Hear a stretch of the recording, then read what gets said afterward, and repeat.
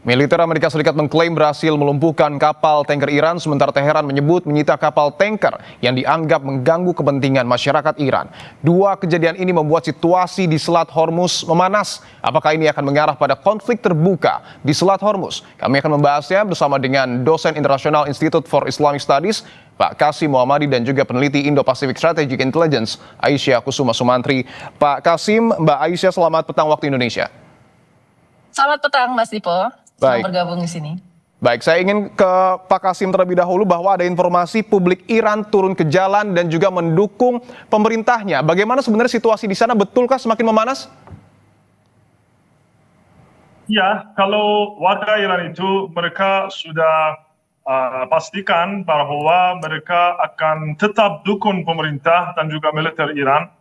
Dan dengan jujur, kalau warga Iran itu sama sekali tidak percaya dan tidak berharap bahwa bisa diadakan satu kesepakatan sama negara-negara macam Amerika Serikat, dan alasannya atau dalilnya banyak sekali. Satunya, ada beberapa kali Iran sudah janji sama Amerika Serikat, ada perjanjian di antara Iran dan Amerika Serikat, tapi itu dibatalin dan dilanjutkan serangan ataupun dilanjutkan ancaman dari pihak Amerika Serikat terhadap warga Iran.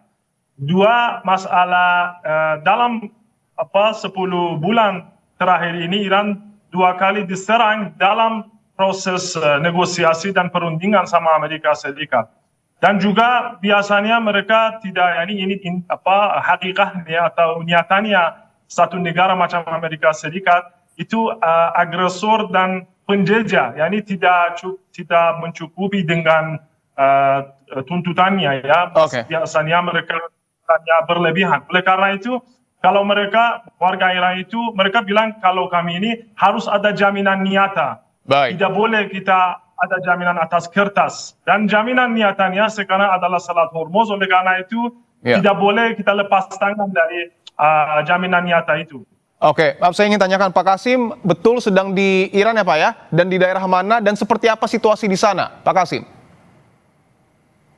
Ya, saya berada di Iran, di kota Qom, dan situasi seperti malam-malam sebelumnya. Setiap malam warga Iran itu selama 65 hari yang lalu itu mereka tetap turun ke jalan-jalan untuk berteriak dukungan mereka terhadap militer dan juga pimpinannya Iran itu. Oke, saya ingin garis bawahi, artinya rakyat Iran termasuk pemerintahnya juga siap untuk kemudian kembali berperang melawan Amerika Serikat. Betul begitu. Oke, baik. Saya ingin ke Mbak Aisyah bahwa situasi di Selat Hormuz yang semakin memanas juga nampaknya mempengaruhi kondisi dari rakyat Iran yang hingga turun ke jalan. Pertanyaan saya, apakah dengan melihat kondisi ini membuka peluang terjadinya perang terbuka? Pasti. Karena begini, dari awal sebenarnya kita lihat di sini adanya blokade yang dilakukan oleh Amerika Serikat gitu. Meskipun Amerika Serikat telah menetapkan adanya ceasefire. Nah, kita harus pahami bahwa yang namanya blokade itu kan tetap merupakan sebuah act of war atau tindakan di dalam peperangan gitu ya. Lalu kemudian Iran merespon dengan melakukan kemudian penutupan Selat Hormuz secara total seperti apa yang dilakukan di minggu pertama di dalam peperangan ini. Dan itu kan sebenarnya membuat ekonomi dunia ini semakin tercekik kembali gitu. Permasalahannya siapa yang mau mengalah terlebih dahulu? Iran tidak akan mungkin mau mengalah karena ini akan dianggap sebagai existential crisis bagi Iran. Ini akan dilihat sebagai salah satu, tadi disebutkan oleh Pak Kasim, bahwa ini merupakan daya tawar yang bisa dipegang oleh Iran dalam mendapatkan leverage di level perundingan nanti di level internasional. Lalu yang kedua, kita lihat Amerika Serikat sendiri sekarang kan dia menutup akses Iran terhadap perekonomian Iran. Jelas Iran ini memang merugi sekitar 435 juta USD per harinya, atau kalau dikombinasikan itu sekitar 13 miliar US dollar per bulannya ya. Tetapi permasalahannya Iran ini sampai sekarang masih memiliki resiliensi yang cukup tinggi. Dilihat dari negara-negara lain yang memiliki ya sebenarnya resilience terhadap tekanan-tekanan dari luar seperti misalnya Venezuela dan Kuba, mereka masih bisa bertahan dalam jangka waktu yang lama. sebenarnya blokade ini kan hanya menutup jalur laut. Kita tidak berbicara tentang jalur danau Laut Kaspia misalnya, atau misalnya railway yang kemudian dibangun dari Iran sampai ke China gitu, yang bisa sebenarnya mengalirkan sebenarnya sebagian besar sumber daya Iran, khususnya energi. Ya, nah sekarang kalau kita lihat keduanya ini masih berusaha untuk menaiki tangga eskalasi gitu ya, dan ini agak susah untuk kembali ke meja perundingan selama keduanya tidak melakukan confidence building measure, pembangunan misal kepercayaan di antara keduanya, bahkan kemudian adanya garansi bahwa Amerika Serikat tidak akan bisa melanggar ya kesepakatan yang sudah dicapai di awal, karena pada akhirnya Iran ini akan mengalami trust deficit kalau misalnya Amerika Serikat tidak menunjukkan adanya itikat baik untuk kembali ke meja perundingan. Oke, dan ketidakpercayaan itu juga tadi sudah dijelaskan oleh Pak Kasim, bahkan sudah menyebar hingga ke rakyat Iran. Saya masih ingin ke Mbak Aisyah bahwa masih ada gencatan senjata. Melihat situasi yang terjadi di sana, apakah bisa dikatakan gencatan senjata yang masih berlaku tidak bermakna sama sekali? Tidak bermakna, karena gini, kita lihat yang namanya gencatan senjata itu harus disepakati oleh kedua belah pihak sejak awal ya. Ini kan gencatan senjata yang hanya dicanangkan oleh Amerika Serikat, tetapi tidak mengajak Iran ke dalamnya. Lalu kemudian ya, selama gencatan senjata, blokade itu masih terus berlanjut. Permasalahannya memang blokade ini tidak hanya menyakiti Iran. Apa yang kemudian dilakukan untuk bisa membuat Iran berdarah, sebenarnya ini dilakukan juga untuk membuat Amerika Serikat berdarah, karena harga-harga semakin tinggi, lalu kanan politik juga semakin tinggi di dalam negeri Amerika Serikat, dan mereka dikejar waktu sampai di bulan November di pemilu sela tersebut gitu ya. Sementara sebenarnya kita tahu Iran sendiri ini kan berusaha untuk kemudian melindungi diri. Ada kayak retaliasi yang dilakukan akibat dari tindakan-tindakan Amerika Serikat gitu. Nah, di sini ada sebenarnya yang mengatakan bahwa ya blokade Amerika Serikat ini tetap dilakukan in place untuk bisa mengimbangi leverage terhadap Iran. Dan ada sebenarnya perilaku Amerika Serikat yang cukup janggal di sini. Di mana di awal-awal peperangan sebenarnya kan hanya satu kapal yang bisa dan berhasil ditahan, dan itu pun dilakukan retaliasi untuk bisa mengembalikan kapal tersebut, kapal Tosca ya. Nah, setelah itu kita lihat bahwa Amerika Serikat itu tetap melakukan blokade di sana. Masalahannya adalah, nah ini bisa dilihat sebagai salah satu bentuk di mana Amerika Serikat ini tetap melakukan ya penjagaan terhadap eskalasi peperangan untuk bisa melakukan eskalasi yang lebih besar lagi di masa depan. Tujuannya apa? Untuk mendapatkan posisi tawar yang lebih di dalam meja perundingan. Karena Amerika Serikat tahu di dalam posisi di mana kemudian Iran sekarang memegang total ekonomi dunia sebesar 20% dari minyak dunia, Iran ini tidak akan bisa mendapatkan kesempatan, Amerika Serikat tidak akan bisa mendapatkan kesempatan untuk bisa ya menekankan tujuan-tujuan strategisnya, termasuk diantaranya adalah tujuan strategis mengenai permasalahan nuklir. Oke, saya ingin ke Pak Kasim bahwa tadi disebutkan oleh Mbak Aisyah bahwa situasi panas yang kemudian terjadi di Selat Hormuz ini membuka peluang adanya perang terbuka. Pertanyaan saya, betulkah demikian? Iran siap untuk kemudian melakukan perang terbuka? Seberapa siap Iran untuk kemudian mempersiapkan rudal-rudal dan termasuk juga kemampuan militernya jika memang betul perang terbuka akan terjadi? Ya, memang kalau Iran itu dari sisi rakyat dan juga pemerintah dan militer, dengan jujur mereka sudah siapkan perjuangan mereka atau memperpanjang perjuangan mereka dan melanjutkan perjuangan mereka, dan kami ini meyakini bahwa ya itu tidak bisa dilarikan dari mungkin serangan yang lebih besar daripada yang lalunya. Tapi Iran juga sangat sudah siap, saya kira mungkin bahkan lebih siap daripada tahap pertamanya perang ini. Dan dengan kali ini Iran juga sudah umumkan kepada negara-negara yang lain, khususnya sekutu-sekutunya Amerika Serikat di Teluk Persia itu, bahwa kali ini juga tidak akan macam kali kemarin. Kali ini lebih keras Iran akan pukul negara-negara dari mana Iran itu akan diserang. Oleh karena itu, ya saya kira kalau Iran itu sudah siapkan, dan biasanya pola Amerika Serikat kalau kita membaca, biasanya mereka begini, mereka mulai dengan negosiasi atau mereka memperlihatkan mereka mau membuat senjata-senjata atau kesepakatan, tapi itu satu penipuan, biasanya begini ya. Dan baru mereka akan serang. Oleh karena itu, kalau pola Amerika Serikat kalau kita mau baca, saya kira ya itu nampaknya akan terjadi serangan lagi terhadap Iran, dan Iran oleh karena itu sudah sangat siapkan dirinya untuk itu. Oke, menarik bahwa Pak Kasim mengatakan bahkan Iran lebih siap untuk kemudian melakukan perang dibanding tahap pertama. Tapi pertanyaannya, kita tahu perang ini membutuhkan cost yang besar, dampaknya juga besar. Sebenarnya kondisi ekonomi, Pak Kasim, di rakyat Iran, di tengah masyarakat ini seperti apa? Apakah tidak berpengaruh perang ini, atau justru mungkin saja ada komoditas-komoditas yang harganya naik, atau seperti apa? Ya, kalau mengenai masalah ekonomi pasti ada tekanan. Kalau masalah blokade itu pasti ada pengaruhnya atas ekonominya Iran, tapi tidak begitu besar atau banyak pengaruhnya karena Iran itu alhamdulillah luas sekali. 8.500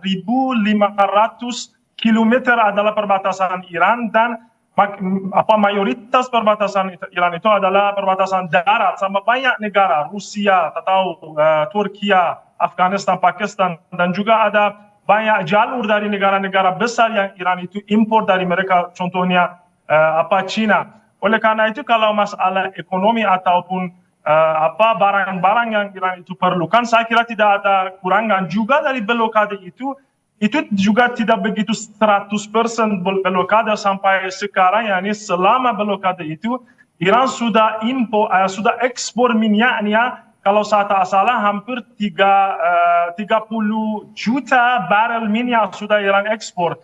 Yani bisa mengakali blokade itu karena Iran itu sangat terbiasa dengan bagaimana mengakali blokade atau sanksi-sanksi itu, embargo itu ya. Oleh karena itu ya pasti sekarang itu ada tekanan, tapi tekanannya tidak begitu banyak. Dan juga sesuatu yang sekarang ini berada di Iran adalah satu simpati yang mencakup semua negara Iran itu yang luar biasa. Saya sendiri belum lihat simpati yang ada di antara warga Iran itu di masa sebelum ini. Oleh karena itu mereka juga sangat simpatik sama yang lain, dan saya kira dalam keadaan macam ini blokade ataupun tekanan ekonomi itu juga bisa ditahan lebih sederhana. Oke, baik. Tentu pertanyaannya adalah apakah kemudian negara-negara lain akan turut terlibat dalam potensi perang, karena kita tahu ada kapal Tiongkok juga yang informasinya terkena serangan selama di Selat Hormuz. Apakah Tiongkok juga akan ambil andil dalam perang yang kemudian terjadi di Timur Tengah? Tetapi tahan dulu Mbak Aisyah dan juga Pak Kasim, Kompas Petang masih akan kembali hadir. Usai jeda, tetaplah bersama kami.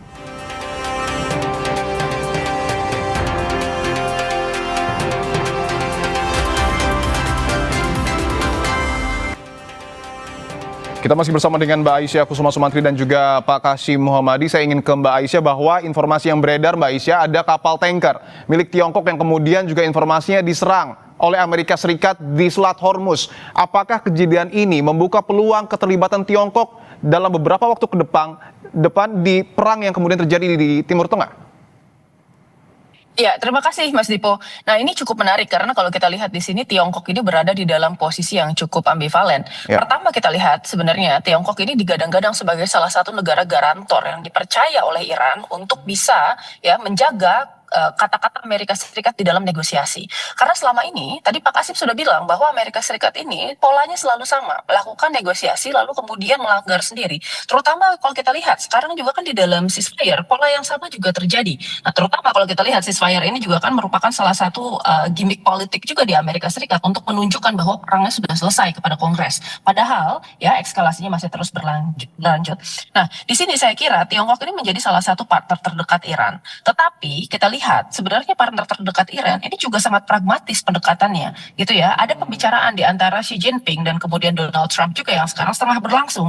Dan kemudian kita tidak tahu nih akhirnya seperti apa. Pasti akan terjadi ya backdoor diplomasi dari Iran ke China dan juga ke Amerika Serikat gitu. Bagaimana kemudian Donald Trump ini akan berusaha untuk memperlihatkan bahwa sebenarnya Amerika Serikat ini telah memenangkan kemenangannya. Dia ingin menunjukkan bahwa Amerika Serikat memiliki leverage dan Amerika Serikat akan berusaha untuk membujuk China agar mengurangi dukungannya kepada Iran.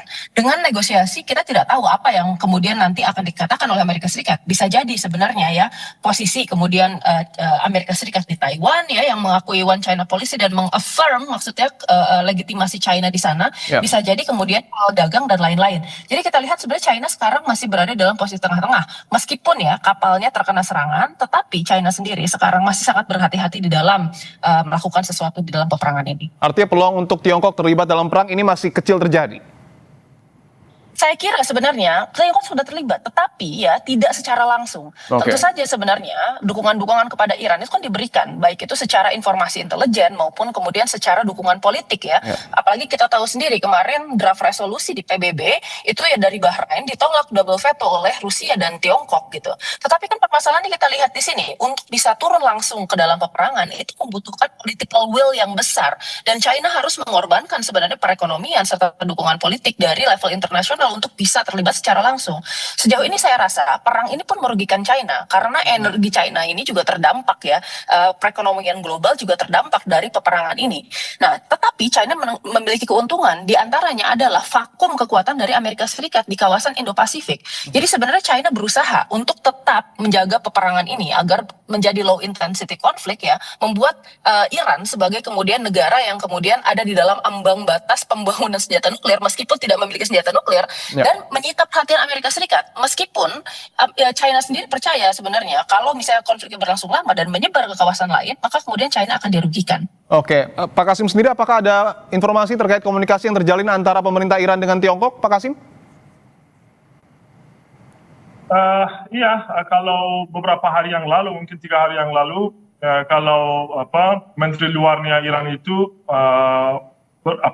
pergi ke China dan ada saya kira ada pertemuan yang cukup menarik di antara Iran dan China itu, dan di sana berdasarkan informasi yang saya dapat, Iran walaupun China itu meyakini bahwa kalau cuacanya atau kondisinya Selat Hormuz itu harus kembali ke sebelumnya perang ini, tapi Iran sudah umumkan bahwa itu tidak akan kembali lagi ke kondisinya sebelum ini. Karena kalau untuk Iran itu sebagaimana saya tadi katakan, kalau Selat Hormuz itu sudah menjadi kartu yang nyata dan objektif, kartu jaminan yang objektif, dan tidak bisa kita sepakat apakah itu Amerika Serikat atau China atau Rusia atau bahkan semua negara di dunia ini, kalau mereka tanda tangani dan berikan jaminan kepada Iran bahwa tidak akan kembali lagi serangan atau ancaman, Iran tidak akan percaya itu, karena beberapa kali itu sudah tercoba. Oleh karena itu, sebagaimana saya tadi katakan, Iran sudah temukan jaminan niatannya, yaitu Selat Hormuz, dan saya kira bahwa China itu sudah memahami itu, dan dia bilang, ini yang saya dengar dari berita-berita, bahwa China juga sepakat bahwa Selat Hormuz itu masih harus di bawah kontrolnya Iran, tapi harus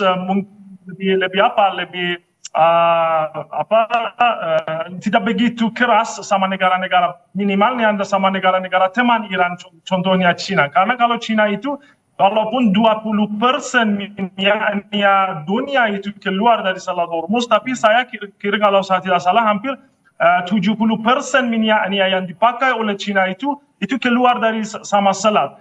Oleh karena itu ya China agak khawatir apakah itu akan diamankan saham minyaknya dia atau tidak, dan saya kira sudah dibawa ke keamanan daripada Iran, sudah ada jaminan dari pihak Iran kepada China bahwa itu akan diamankan, tapi dengan syarat-syaratnya Iran dan dengan kondisi yang Iran tentukan atas Selat Hormuz itu. Oke, ada pertanyaan Pak Kasim yang menarik di paruh sebelumnya, bahwa jika betul akan terjadi perang, Iran lebih siap dibandingkan tahap pertama. Saya ingin ke Mbak Aisyah, sebenarnya jika betul-betul nanti perang terbuka terjadi ataupun perang tahap kedua terjadi, sebenarnya seperti apa kondisi dari masing-masing negara? Betulkah kedua negara ini siap untuk kembali berperang? Ya, saya rasa kita lihat ya kedua negara ini juga memang mengalami keuntungan dan kerugian di dalam peperangan ini. Pertama, kalau kita lihat dari segi Amerika Serikat, memang ya secara angkatan laut itu paling besar di dunia, dan secara kemudian angkatan udara dia memiliki air superiority, meskipun akhirnya di-challenge juga oleh pemerintah dan militer Iran gitu ya. Tetapi dia bisa mengandalkan sebenarnya ya peralatan yang canggih, kekuatan militer yang besar dan lain-lain untuk menekan sebenarnya Iran di sini. Masalahannya adalah Amerika Serikat ini sudah menghabiskan menghabiskan hampir 50% dari stockpile munitionnya di dalam peperangan Irak hanya dalam waktu kurang lebih 6-7 minggu. Itu ya, itu merupakan jumlah yang besar. Apalagi kalau kita bicara bahwa Amerika Serikat ini kan sebenarnya masih membutuhkan pivot di wilayah-wilayah lain yang sebenarnya cukup strategik untuk Amerika Serikat, baik itu di wilayah Eropa maupun kemudian wilayah Indo-Pasifik. Dan kemudian peperangan ini menjadi salah satu pertanyaan besar bahwa ya 25 miliar US dollar yang digunakan sejak awal peperangan ini sampai sekarang, apakah ada hasilnya? Itu, dan itu diperdebatkan oleh Kongres meskipun ada ya permainan sematik yang kemudian kita lihat di antara Hegseth ya Sekretaris Perang Amerika Serikat dan kemudian Kongres yang menyatakan bahwa ini kita hanya buang-buang anggaran dengan hasil yang tidak jelas dan tujuan objektif yang belum ada. Nah, kemarin Amerika Serikat juga ada indikasi bahwa secara keuangan ini sebenarnya agak sulit untuk terus membiayai perang ini karena Donald Trump sudah mengajukan sebenarnya tambahan keuangan untuk bisa melanjutkan peperangan, tetapi sampai saat ini permintaan tersebut belum ditanggapi dan ya belum ada keputusan yang pasti dari Kongres terkait hal tersebut. Jadi ada pertimbangan ekonomi juga nih di dalam melanjutkan peperangan karena harus dipahami bahwa perang itu mahal. Dan di sisi lain sebenarnya dari segi Iran, saya rasa sebenarnya Iran ini masih memiliki kemudian pasukan darat yang fresh gitu ya. Mereka belum tersentuh sama sekali di dalam peperangan ini. Oleh karena itu makanya di awal peperangan kita lihat sebenarnya Iran ini berusaha untuk membuat Amerika Serikat melakukan serangan darat gitu ya. Tetapi kan ini tidak berhasil. Nah, akhirnya sekarang kita lihat, nah Amerika Serikat berusaha untuk melakukan blokade dan menyeret kemudian pertempurannya ini ke dalam ranah ya peperangan udara dan peperangan laut, di mana kemudian sebenarnya mereka tuh melupakan bahwa yang namanya power itu ada konteks juga gitu. Amerika Serikat sekarang kan hanya kemudian menggunakan ya kapal-kapal destroyer yang memiliki kemampuan misil launching gitu ya. Itu ada USS Bataan, USS Tripoli dan kemudian USS Boxer yang kemarin dia incar oleh Iran itu. Nah, kemudian di sini tapi harus kita pahami Iran juga memiliki sebenarnya naval mines yang ditanamkan di kawasan situ dan kemudian masih ada 5.000 sampai 8.000 kapasitas naval mines Iran, serta kemudian adanya ya pertahanan pantai di sepanjang garis pantai Iran, serta kemudian Pulau Kashim di situ yang menjadi salah satu wilayah pertahanan utama dari Iran. Jadi saya rasa meskipun ya Amerika Serikat dari klaimnya sudah menghancurkan sekitar 30-40% dari total angkatan udara dan angkatan laut Iran, tetapi sebenarnya Iran masih memiliki kemampuan yang sangat efektif dalam melakukan pertahanan. Nah, makanya sebenarnya nanti di masa depan, kalaupun misalnya ini perangnya pecah akan menjadi perang terbuka lagi, ya kita bisa melihat sebenarnya pertarungan yang sempit yang tidak hanya kemudian terbatas kemenangannya di level taktikal saja, tetapi kita juga akan bicara di level strategik di mana ekonomi dan kemudian tekanan politik ini juga akan memegang peranan penting ya di dalam menentukan siapa yang nanti akan memenangkan peperangan ini. Oke, Bapak, kalau kita mendengarkan apa yang kemudian dijelaskan oleh Mbak Aisyah, nampaknya cukup terbersit bahwa keuntungan akan diperoleh oleh Iran ketika betul bahwa akan ada perang lanjutan. Saya ingin ke Pak Kasim. Menlu Abbas Araghchi juga sebelumnya menjelaskan bahwa perang yang kemudian terjadi membuat Iran mencapai kedudukan yang lebih tinggi di dunia internasional. Apa maknanya ini, Pak Kasim? Ya, saya kira di sisi masyarakat dan juga warga dan juga di dunia ya, secara umumnya di seluruh dunia sekarang kedudukannya Iran, statusnya Iran itu dibandingkan sebelum perang Amerika Serikat terhadap Iran dan agresi ini lebih tinggi daripada waktu itu ya. Masyarakat Iran itu sekarang sangat bangga dengan pemimpinan dan militernya dan juga kalau negara-negara yang lain dari sisi masyarakat juga dari sisi pemerintah mereka sekarang menghormati Iran dengan level yang beda dengan level sebelumnya. Dan saya kira bahwa mungkin alasan pokoknya Iran sudah memperlihatkan kepada dunia bahwa kalau ada will, kalau ada kesemangatan di satu negara dan mereka cukup kuat, mereka juga bisa mengalahi satu superpower adidaya dunia, nomor satunya di dunia itu. Dan Amerika Serikat sekarang kalau kita melihat macam itu, mereka tidak bisa keluar dari kondisi yang sekarang mereka alami dan penderitaan yang sekarang mereka alami. Oleh karena itu, ya saya kira bahwa itu bukan hanya Iran yang sekarang merasa semangat dan menang. Juga negara-negara kecil yang lain juga mereka merasa bahwa nampaknya Amerika Serikat itu juga boleh dikalahi ya. Kalau ada kesemangatan yang cukup banyak dan kalau bisa kita membanyakkan atau kecanggihan teknologi kita kalau kita bisa banyakkan, kami juga boleh melawan negara macam Amerika Serikat. Kalau dulunya, kalau Amerika Serikat satu kapal militer dia umumkan dia mau menggiring ke satu negara, sistem pemerintah di negara itu akan runtuh. Mereka akan mundur atau bahkan ya, tapi sekarang tidak macam dulu. Dan oleh karena itu saya kira ya kalau secara kedudukannya itu dari masalah strategi dan juga masalah kedudukannya sangat tinggi sekarang. Baik. Terakhir saya ingin ke Mbak Aisyah, singkat saja Mbak, melihat situasi di Selat Hormuz yang kian memanas, siapa sebenarnya, negara mana, organisasi mana sebenarnya yang bisa mendinginkan kembali situasi di Selat Hormuz?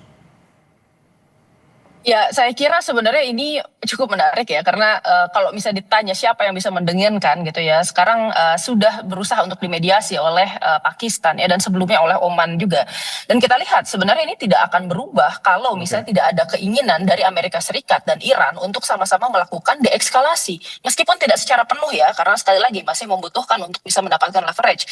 Tetapi ya, ini sebenarnya kita butuh melihat bahwa dari Amerika Serikat sendiri harus ada political will yang jelas untuk bisa menghentikan peperangan, serta konsistensi dari apa yang kemudian dikatakan serta apa yang diperbuatnya di lapangan. Oke, tentu kita akan pantau bersama seperti apa situasi di Selat Hormuz dalam beberapa waktu ke depan. Terima kasih Mbak Aisyah Kusuma Sumantri dan juga Pak Kasim Muhammadi telah bergabung di Kompas Petang.